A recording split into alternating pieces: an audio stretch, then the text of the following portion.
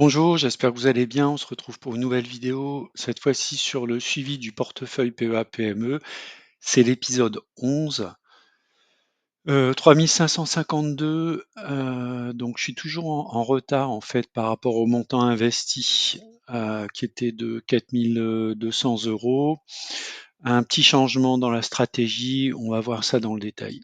On va démarrer par l'agenda, le suivi de l'indice CAC 40 Mid and Small, la synthèse du PEA-PME et puis l'investissement que je démarre ce mois-ci dans donc un fonds d'indépendance AM.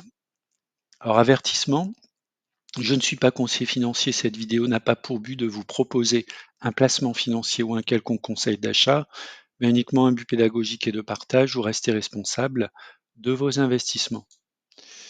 Donc on va démarrer par le suivi du CAC Mid and Small. Donc on a un indice qui est le CAC MS avec le code QS001, etc. Donc où est-ce qu'on en est? On est toujours en dessous de la droite de régression.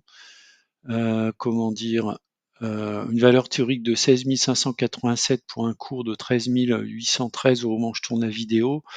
Donc l'indice, il évolue depuis plus d'une dizaine d'années avec une croissance en moyenne de 6,48%, un bon coefficient de corrélation 0,86.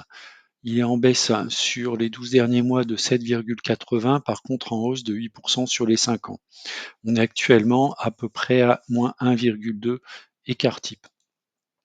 Alors la synthèse du PEA-PME, donc comme je l'ai dit dans l'introduction, donc je suis toujours en moins-value de 670 euros.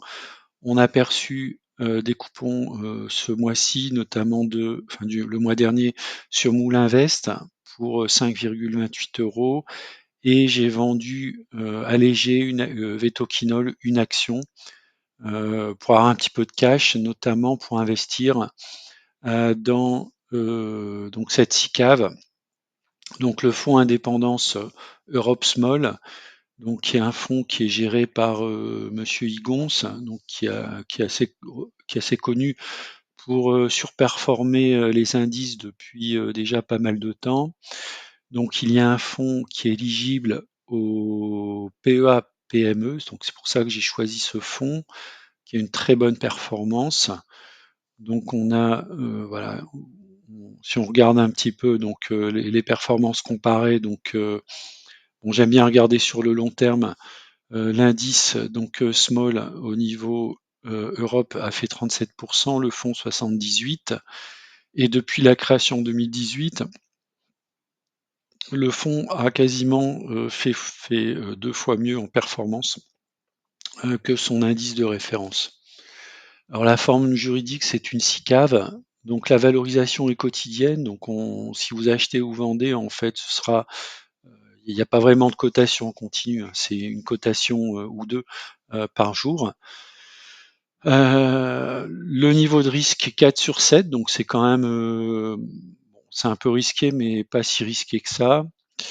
Il n'y a pas de droit d'entrée. Par contre, il y a des frais de gestion qui s'élèvent à 1,95, pardon, 1,40%, une commission de surperformance de 10%.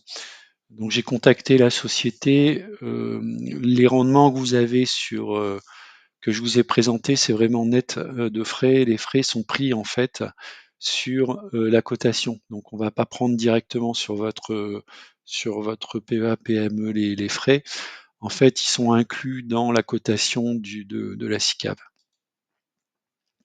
Alors pourquoi j'ai opté en fait, bon, d'une part, je suis pas performant sur le PEA-PME, donc on va aller chercher la performance avec ce type de fonds, du moins c'est l'objectif.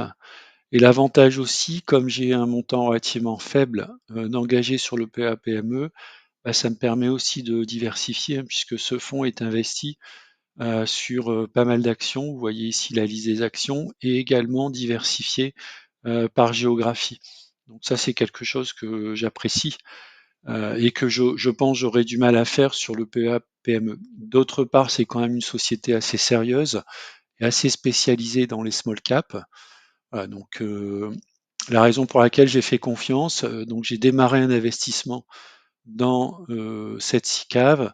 Alors c'est pas exclu que en mode DCA, j'allège en fait petit à petit mon portefeuille donc sur la partie PEA PME et que j'engage des montants un peu plus importants sur cette SICAV.